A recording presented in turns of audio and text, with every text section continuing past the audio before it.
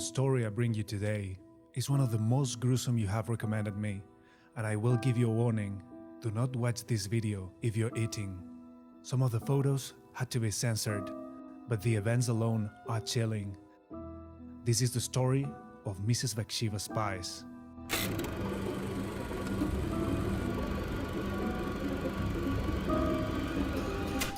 We find ourselves in the Russian city of Krasnodar, to the east of the Black Sea, in the year 2017.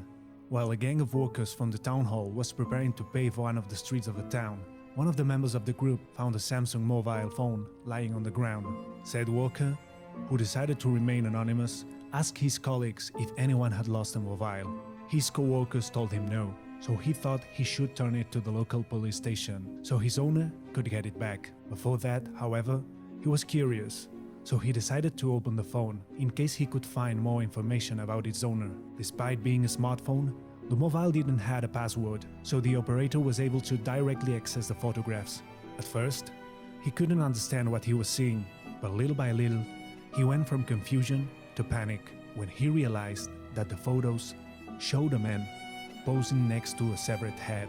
In another photo, the same man appeared eating a hand. It took him a while to simulate that those photographs could be real, so he decided to keep quiet and didn't say anything to his co-workers. At the moment in which he put the cell phone in his pocket, he looked up to see nothing more and nothing less than a man who was walking calmly with his dog. A drop of cold sweat ran down his face as the man approached to ask if they had seen a cell phone lying on the ground. It was at that moment that the operator recognized the man who was posing in the photographs in front of him. He replied that no, they had not. A local resident who was also there at the time recalls that the operator left his workplace just after the suspect left to go and hand over the phone to the police.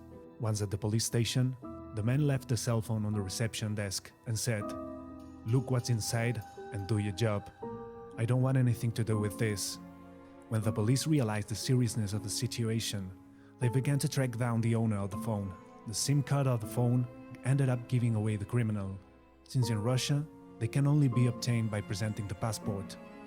The smartphone belonged to Dmitry Baksheev, born in 1982 and a street sweeper by profession. His home was in the last expected place, within the grounds of the Serb Higher Aviation School. Dmitry lived there with his wife Natalia Baksheeva and had previously carried out cleaning tasks at the school itself. She had been a nurse in the past, but they both ended up being fired because of their alcoholism problems. Even so, after the dismissal, they continued to allow them to reside in the place. Immediately afterwards, the police showed up at the scene, and when they entered the apartment, they could not believe what they found. When they opened the door, a terrible stench made them take a step back. The apartment gave off a strong putrid smell. Inside, a hideous scene. Everything was thrown on the floor. There was garbage scattered on the floor and countertops. On the table, they found 2 wigs. But the worst was yet to come. Inside the fridge and cabinets, they found a multitude of human remains stored in cans. On the counter, they found 7 packages with remains of bodies, which they planned to keep in the fridge to eat later. And at least 19 hidden slices of human skin, waiting for a special occasion. The flamboyant couple was well known in the neighborhood. Dmitry, 35, and Natalia, 42, used to buy pickles and cheap alcohol at the corner store. Both were arrested under suspicion of having killed a woman, but the researchers later discovered that they could have been eaten a total of 30 people, dating back to the year 1999. After committing the crimes, both took selfies with the dismembered bodies, or posed with a hammer and sickle. They had even recorded cooking tutorials with the meat of the victims. But the most macabre was yet to come, since once faced with the evidence, they confessed to all the murders they were accused of. And even worse, they would also have used the meat of their victims to make cakes that the later sold to restaurants and coffee shops in the area. In further investigation, the police found the victims' mobile phones and received videos showing a human head cooked on a large plate surrounded by tangerines, with olives in his eyes and a lemon in his nose. Among the soldiers of the academy, there were some casualties that week, since they declared that Natalia used to give her cakes to the young recruits who came there. When asked what the cakes were made of, Natalia used to answer, I prepare them with what I have on hand. Several students have tried them, and Natalia, excited, began to sell them.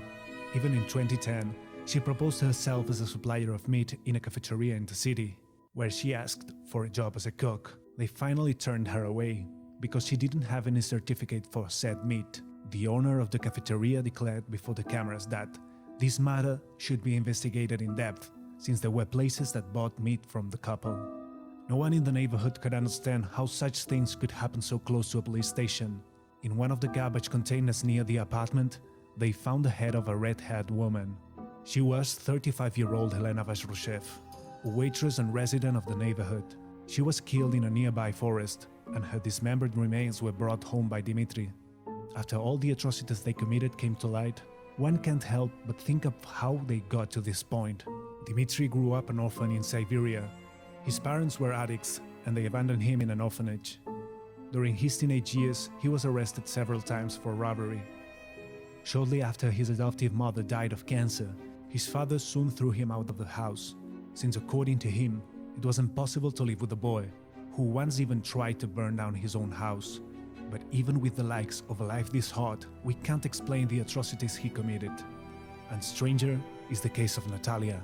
They met when he was 17. She was 5 years older, an excellent student, and graduated with honors from medical school. She married and lived an uneventful life with her first husband. But upon meeting Dmitry, she divorced and took care of him until he was of age.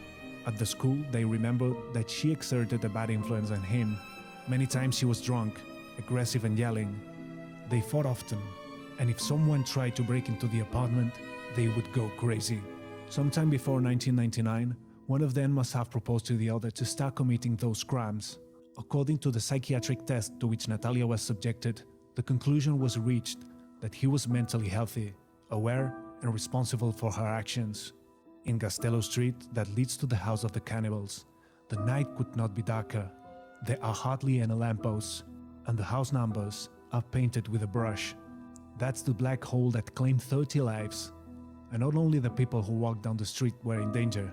The latest victim met the couple through a dating app.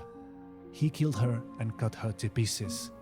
Immediately afterwards, he took photos of herself with parts of the corpse, an action that finally led them to be discovered.